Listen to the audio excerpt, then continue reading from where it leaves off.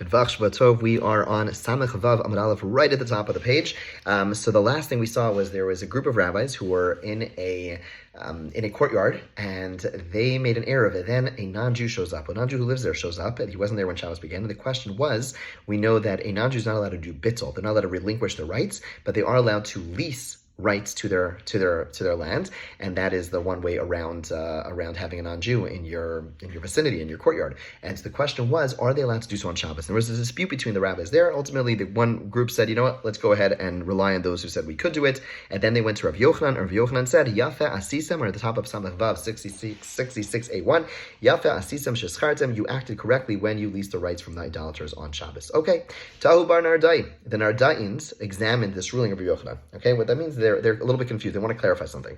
Did Rav Yochanan really say this? Did Rav Yochanan really say you're allowed to lease the land, the usage on Shabbos from the non-Jew? From Rav Yochanan, didn't Rav Yochanan say, Socher kima arev dam? Rav Yochanan said, a quote, the rules of leasing are like the rules of joining an Eruv. That's all he said, and he wasn't clear about what he meant. So the Gemara, the Nahardians who are examining this teaching, they wonder, they say, my love, does it not mean that mama arim mo'odyom, afsocher mo'odyom, that just like when you join an Eruv, that has to be done before Shabbos. You are not allowed to join an Eruv on Shabbos, right? In other words, if you were, okay, again, nowadays, we live in a good world where all the Eruv, everything's set up, we don't even think about the Eruv. But back in the day, again, they would set up an Eruv every single Shabbos. So if you went ahead and you weren't home before Shabbos began, and they set up the Eruv, and all you come home middle of Shabbos, like, oh no, this guy's home, it throws off everything, and you can't join the Eruv at that point. You can't say, oh no, here's my food, let me join the Eruv. Too late. So you have to go ahead and do bittul, whatever. But the point is, it can't be done on Shabbos. So when Rav Yochanan said, Socher k'ma arev dami, that our leasing is, the rules of leasing are similar to the rules of joining an Eruv, does he not mean mam ar modyom, af socher modyom? Just like joining an Eruv has to be done before Shabbos, so too, leasing from the non-Jew has to be done before Shabbos, in which case Rav Yochanan, there's be a contradiction. On the one hand, Rav Yochanan just told us it could be leased on Shabbos, and yet he said the statement, which we're interpreting right now to mean that leasing cannot be done on Shabbos. When he says, lo, Rav Yochanan meant something totally different. He meant 3 rules. In 3 ways, leasing is similar to making an Eruv. Why? What are the 3 ways? Mama Arav filupachas b'shava pruta. Just like to join an Eruv, your contribution could be less than a shava pruta. Then a shava pruta is like the lowest denomination of value.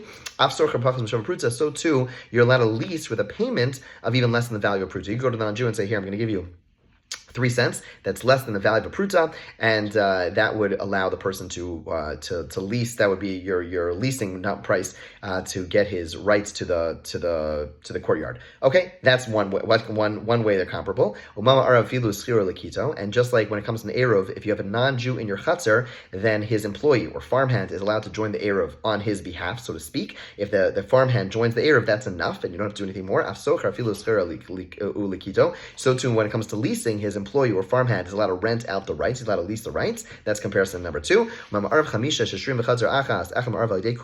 And just like when it comes to an Eruv, 5 people reside in one chutzner, let's say you have 5 people in one courtyard, and they want to make an Eruv with the courtyard next to them. Okay, so 5 people make an Eruv, one of those people, one person go and join an Eruv as an agent for all of them. So too, 5 people, if they are in a courtyard and they want to lease from one non-Jew, one person is allowed to lease for all of them, allowed to get the rights for all of them. Okay, so again, the Gemara started off by questioning Rav Yochanan's ruling. He said, how could Rav Yochanan, is it true that Rav Yochanan really holds you're allowed to lease on Shabbos? Doesn't he say that leasing is like making an Eruv? The Gemara assumed it was like an Eruv in the sense that just like an Eruv can't be done on Shabbos, so too leasing can't be done on Shabbos. They know it's comparable to an Eruv in 3 other ways, but there's no inconsistency with Rav Yochanan. Okay, the Gemara continues analyzing the ruling of Rav Yochanan. Taiba Rav Elazar examined the ruling of Rav Yochanan. Also, he had a question. Rav Zera said, my Taya to Rav Elazar, what was the cause of Rav Elazar's examination? What was Rav Elazar confused about? Rav Sheshes commented on that. Gav Rabbi Rav Zera lo yada my Taya to Rav Elazar. Does a great person like Rav Zera not know what caused Rav Elazar's examination? Okay, so it's so obvious. What's the obvious thing? Clearly, Rabbi Elazar was bothered because Rav Yochanan's ruling seemed to be inconsistent with the ruling of Shmuel, who's Rabbi Elazar's teacher.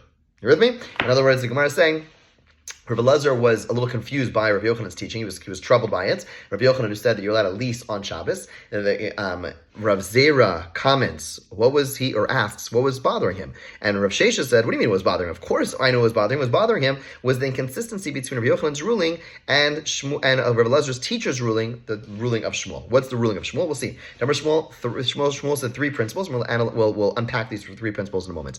Number one, any place where the following two qualifications are met, where residents restrict a chatzar if they don't make an Eruv, and they could join an Eruv, they are allowed to relinquish their rights. We'll see what that case is. In case number two, ma'arviv ve'ein osrin, if they could join an Eruv, but they would not restrict if they did not do so, if they failed to do so, we'll see what in a second, osrin ve'ein ma'arvin, or if they restrict, but they cannot join an Eruv, in both those two last cases, im mevatlin, relinquishing rights does not work. Okay, so in case number one, where the residents would restrict the chatzar if they don't join the Eruv, and they're able to join an Eruv, then relinquishing works. If they could join an Eruv, but they would not restrict, okay, or if they restrict, but they cannot join, then relinquishing doesn't work. Okay, what are these cases? What's it all about? So, case number one. Any place where residents restrict and they can join an Eruv, they are allowed to relinquish their rights. What is that case? It's a case where we have two courtyards, one behind the other. Okay, so what's the case? The case is like this. You have courtyard number one, inner courtyard, and you have courtyard number two. We need our papers over here, right? Okay, so if you have the art scroll, you can see this beautiful picture over here, right? You have courtyard, inner courtyard over here. You have outer courtyard over here. The people in the inner have to go through the outer. So what happens over here? Let's say the people in the inner courtyard, they need to make an Eruv, right? They would be forbidden to carry if they didn't make an Eruv, right? And they're able to join it in an Eruv with the people in the outer courtyard, okay? If they did not do so, then they actually cause the people in the outer courtyard to not be able to carry themselves. Why? Because the people in the inner courtyard who have to go through the outer courtyard, they can't carry on their own, right? They can carry, but they're now sort of part of that outer courtyard. Since they have to walk through the outer courtyard, they're therefore part of it, and they're not part of a joint Eruv, and therefore they cause everyone to be usher. No one's allowed to carry, because that means there are members of this courtyard who are not part of the Eruv, right? The people walking through, the people from the inner ones who are walking through, and therefore they make everything usher, therefore they make the people in the outer courtyard forbidden to carry as well. So in that case, mevatlin, because it imposes this difficulty on those in the outer courtyard, the people in the inner courtyard are able to relinquish their rights to using the courtyard to the people in the outer courtyard, and in doing so, they no longer cause a prohibition, and that's what it means that komakim she'osrin, that the people in the inner courtyard would cause a prohibition, arvin, but they're also able to make an Eruv. If they didn't, mevatlin, they're allowed to relinquish their rights. 66A2, that was case number one. Case number two, arvin ve'ein osrin mevatlin. What's that case? That's the case of two courtyards which are along each other. Each has access to the mavoi, i.e. the street, and there's a doorway between them. Okay, so here's another picture, since we don't have our board over here. So you see this picture over here. So you have courtyard number one, courtyard number two. They both have access to the main road, the mavoi.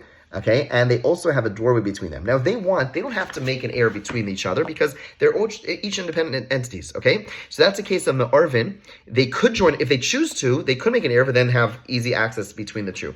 But if they don't, Ein Osrin, they would not forbid one another. In that case, Imavatl. In that case, relinquishing rights for one courtyard to relinquish their rights to the other courtyard, that doesn't work. Why? Because the whole idea of relinquishing rights is a leniency that the rabbis instituted in a situation where you're stuck. If in the case we just had above, the people in the inner courtyard are causing the people in the outer courtyard not to be able to carry at all. They're stuck, so we say you can relinquish rights. But in a case where they each have their own courtyard, they're able to bring things in and out of their house. They want to be, very friendly and go from one courtyard to the next courtyard. The rabbis say, whoa, too much. That we're not going to let you relinquish rights there, and therefore it cannot be done. There's no bittul allowed. Okay, let's get to case number three, and this is really where the question is going to come from. Osrin ve'ein ma'arvin, ein mevatlin. Okay, it's a case where they restrict, but they cannot join an Eruv. They cannot join in an Eruv.